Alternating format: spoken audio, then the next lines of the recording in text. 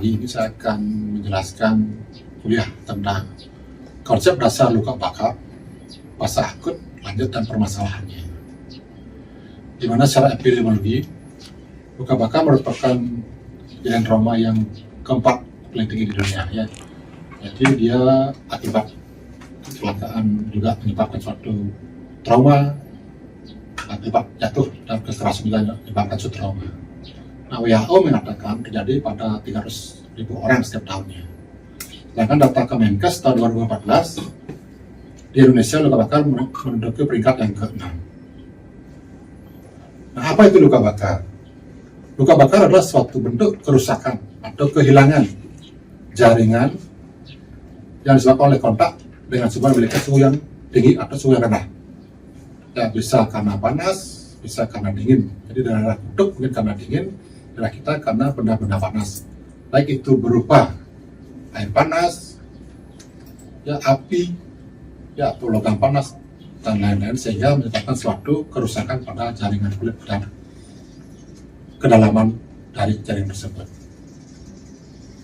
Jadi seperti kata tadi, penyebabnya adalah sinar matahari, api, air panas, listrik, bahan kimia, dan radiasi. Kedalaman luka bakar tergantung dari penyebabnya, tingginya panas, lamanya kontak, ketebalan kulit, dan suplai darah. Nah, ini adalah salah satu gambaran dari derajat luka bakar sesuai dengan ketebalan kulit yang kena, ya. Jadi kalau dia luka bakar derajat 1, dia akan mengenai daerah epidermis, ya. Mungkin dia akan kemerahan saja. Kemudian luka bakar derajat 2, ya, dangkal dan dua dalam dengan derajatnya 2A dan 2B. Kemudian yang lebih dalam lagi grade 3, ya, sampai mengenai tulang. Ya, dimana kulit merupakan suatu media yang akan terganggu kerusakannya, dimana kulit berfungsi sebagai bahan untuk memproteksi tubuh, ya, dan permukaan kulit itu juga memberikan suatu rasa sensoris yang sangat memberikan rasa nyeri, ya, rasa gatal sebagaimana terlihat. Kerusakan kulit akan mengganggu proses indera kita sebagai indera perasa, ya. Nah, ini adalah suatu proses di mana derajat luka bakar itu digambarkan dengan kondisi kulit yang terluka, ya. Ada partial burn, partial burn, kemudian deep partial burn thickness, dan full thickness burn, ya. Ini adalah salah satu gambaran dari derajat luka bakar, di mana gambaran luka bakar ini bisa kita lihat dari area-area terkena, ya.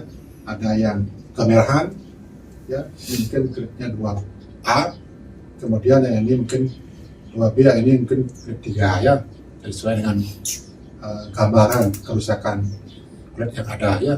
Jadi kalau yang ini namanya scar, ya, kalau ini masih ada bulannya, mungkin setelah bulannya pecah bisa kita melihat warnanya. Kalau dia masih merah 2A, kalau sudah pucat 2B. Tapi kalau ragu-ragu, kita bisa melakukan tindakan menekan CRT, ya. Jadi kita bisa melihat bagaimana CRT pada kulit tersebut. Kalau dia kurang dari 2 detik, dia CRT-nya berarti dia 2A. Kalau lebih dari 2 detik berarti dia 2B, ya. Nah, itu adalah salah satu cara untuk menentukan luas luka bakar dengan rule of 9. Jadi semua bagian-bagian dari tubuh ini kita bagi. Di daerah kanan, daerah kepala, anggota badan, batu ekstremitas, dan kelamin. Jadi kita akan bagi menjadi masing-masing dengan 9, dan di kelamin 1%. Ya, sedangkan untuk menentukan luas bakar pada umur 1-10 tahun, ada juga menggunakan rumus rule of 9, di mana pada peningkatan usia pada anak-anak itu akan terjadi proses ukuran kepalanya akan lebih kecil dibandingkan pada umur 0-1 tahun. Ya.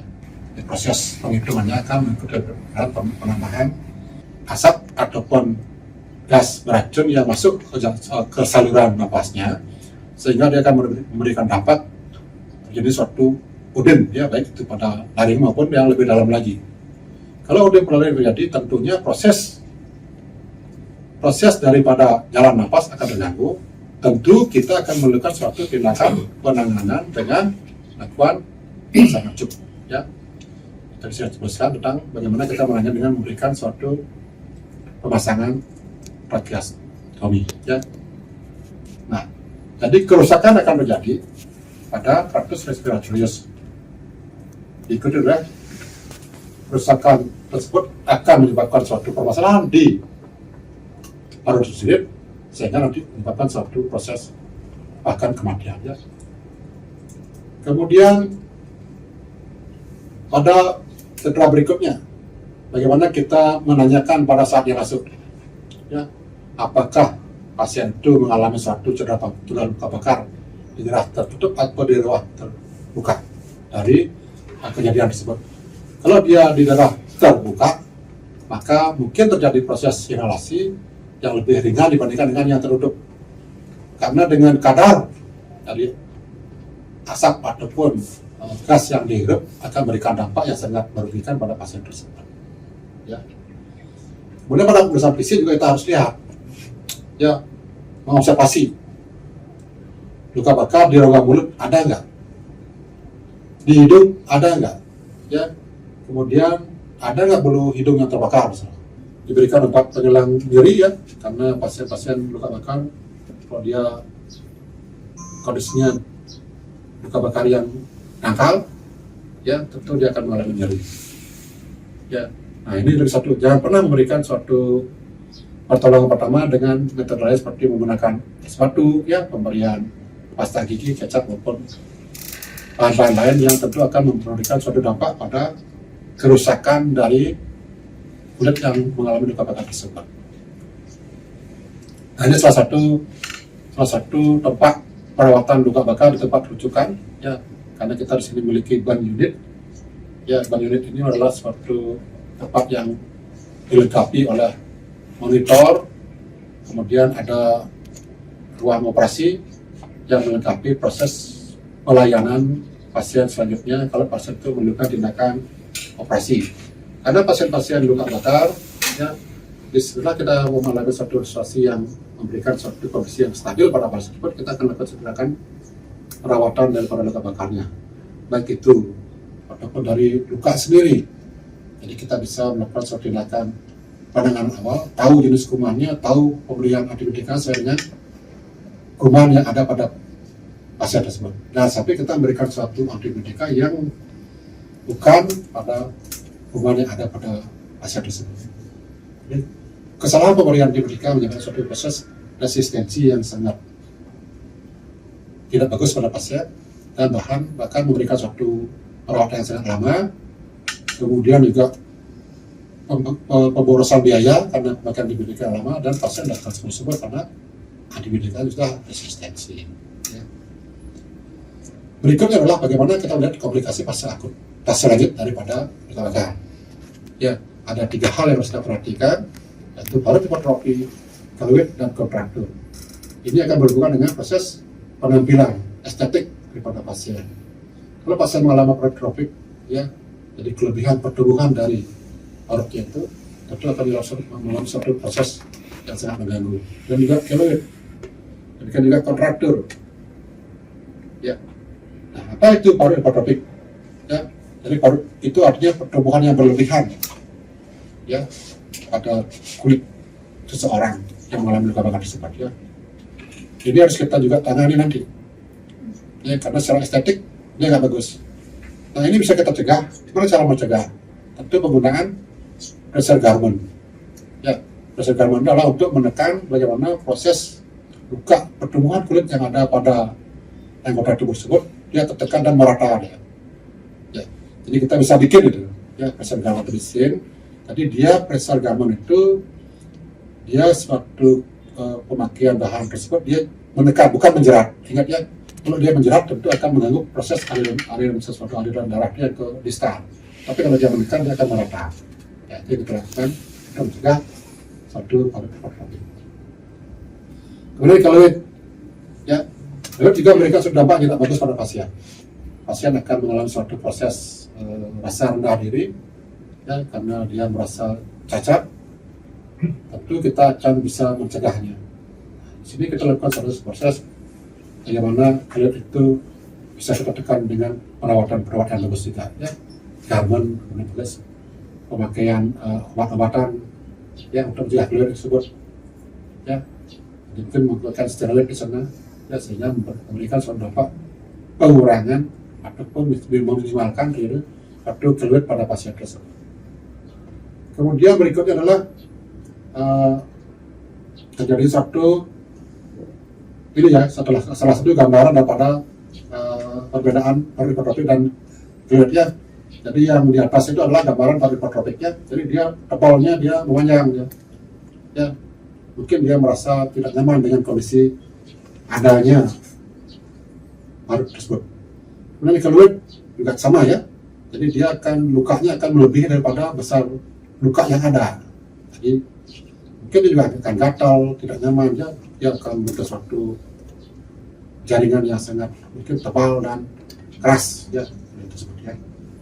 Jadi itu harus kita, kalau bisa dicegah, kita cegah ya. Kemudian yang ketiga adalah kontraktur ya. Kontraktur itu tentu akan memberikan suatu kecacatan pada pasien ya, seperti pada sendi-sendi ya.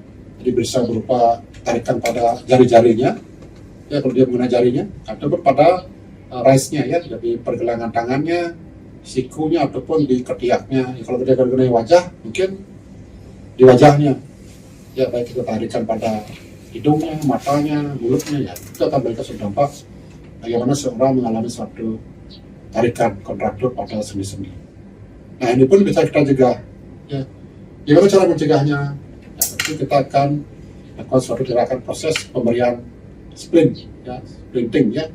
Jadi kita melakukan tindakan pemberian splinting itu untuk menahan tarikan-tarikan pada area-area sendi. Kalau pada anak-anak mungkin merasa tidak nyaman karena pemakaian dari luka bakar, satu penanganannya adalah dengan skin grafting dok. Untuk skin graft itu kira-kira paling cepat bisa kita lakukan berapa hari setelah kejadian ya dok? Dari pengalaman dokter biasanya idealnya apakah kita harus melewati fase akut dulu baru boleh kita planning untuk di skin graft gitu dok? Sudah? Terima kasih. Jadi kapankah skin graft itu bisa kita lakukan pada pasien-pasien yang mengalami luka bakar? Nah tentunya kita menilai pasien dengan luka bakar itu berapa persen sih? Ya, jadi luka bakarnya berapa persen? Mungkin luas sekali atau kondisinya gimana? Ya kalau pasien itu kita sudah lakukan pertolongan pertama di fase akut, ya pemberian cairan. Ya. Nanti pada hari ketiga atau hari kelima, jadi pasien sudah stabil, kita lakukan tindakan mungkin diberikan sekalian dengan tangensial eksisi. Nah di sana bisa kita menentukan kedalaman ataupun luas luka bakar yang sebenarnya, dan setelah kita evaluasi lagi. Setelah kita melakukan tindakan tangensial eksisi, ya tentunya tahapan daripada penanganan lukanya pada luka bakar, kita lakukan tangensial eksisi. Setelah kita dapatkan dasar luka, ya dasar lukanya sekarang ada nggak infeksi atau enggak? Kalau nggak ada infeksi, mungkin kita langsung bisa lakukan dengan skin graft. Tapi kalau sudah mulai ada luka yang tidak bagus, ya jadi kedalamannya juga sampai dalam sekali. Kalau dia sampai ke grade 3, nah tentu kita tidak skin graft, kita pilihnya flap. Ya, jadi waktu kita melakukan tindakan dengan sel sisi, jadi kita berlapis, buang, ya buang. Berarti kita lihat daerah vaskularisasinya bagus. Berarti daerahnya itu kalau dia masih fat atau masih lemah, ya tentu dia bukan proses yang bagus. Kita buang lagi sampai ketemu fascia misalnya. Fascia itu kita nanti bagus vaskularisasinya kita tanam. Atau rusak fascianya, ototnya, ya tanam, ya. Jadi graft itu karena luka bakar, tentu dia akan mulai proses di mana kulit yang ada atau donor yang ada terbatas. Nah, dengan menggunakan mengambil kulit, kemudian menggunakan laser, tentu dia akan bisa memperpanjang dari ukuran yang kita dapatkan dari kulit donor. Ya, jadi kita lakukan tindakan penutupan luka dengan split thickness skin graft (STSG). Ya, jadi karena STSG itu bisa sangat dilebarkan dengan laser. Tapi kalau full thickness susah dilebarkan, ya. Jadi dia bisa ada ketebalan ininya, ya, lapisan superficialnya. Ya, kalau ini dermis masih ada, kalau ini epidermis kita buka, sehingga memberikan suatu kondisi penutupan secara keseluruhan daripada skin graft. Ya.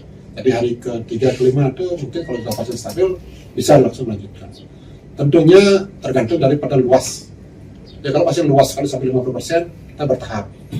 Ya, jadi kita tidak langsung sekali menutup 50%. Karena tentu kita mempertimbangkan lama operasi dan perdarahan yang ada. Ya, jadi perdarahan yang ada. Jadi dengan bertahap tersebut, jadi misalnya 50%, mungkin kita bisa tutup 20%, berikutnya lagi 20% dan seterusnya. Jadi kita bisa bertahap, pasien stabil pada saat setelah operasi dan perdarahan lainnya. Itu harus dapat dengan hal tersebut. Demikian. Apa lagi? Silakan. Dia silakan tanya bagaimana tata laksana kita pada pasien luka bakar pada fase subakut, di mana kita merawat pasien agar agar kita mencegah agar tidak terjadi terjatuh pasien ke bagian SIRS dan sepsis. Terima kasih untuk pertanyaannya. Jadi bagaimana kita menangani pasien subakut untuk mencegah adanya SIRS dan sepsis. Nah, disinilah kita bagaimana melakukan suatu tindakan pertolongan awal. Ya, jadi awal sudah salah, satu akan lanjut salah berikutnya. Jadi bagaimana kita melakukan sterilisasi yang bagus. Pastikan dia luas luka bakarnya berapa. Karena masing-masing orang mungkin persepsinya bisa beda-beda biasnya ya. Mungkin ada sampai 5% bit biasnya, mungkin dokter A menghitungnya 20% lebih, mungkin 5%, 15% misalnya. Jadi kita harus perhatikan itu. Karena penghitungan formulasi paksa atau formula itu kan tentu dia memberikan suatu ring ya. Ya, jadi ringnya itu kadang-kadang yang 15% mendapatkan 20%. Jadi kelebihan saya banyak. Ya, kelebihan saya banyak tentu tidak bagus pada pasien, apalagi pasien tua. Ya. Nah, yang kita bentuk adalah bagaimana kencingnya atau produksi kencingnya ada. Jika kebutuhan kecukupan cairan diberikan, ya, kecukupan cairan diberikan, dimonitor dari produksi urinnya. Kemudian kita jangan sampai pasien jatuh ke dalam kondisi panas yang berlebihan, panas terus pasien. Ya, tentu dicari sumber panasnya. Ya, bagaimana sumber panas sendiri bisa darah lukanya, bisa karena pemakaian alatnya, bisa karena infeksi tadi di darah gastrointestinal. Jadi pada pasien-pasien yang luka bakar, pasien tidak boleh puasa, harus diberi makan. Apabila kerjasama kita dengan pasien, pasien kita dengan pasien baik, ya, jadi saling adanya pengertian antara kedua belah pihak. Kalau satu pihaknya yang mengerti, satu pihak yang mengerti, ya susah juga ya.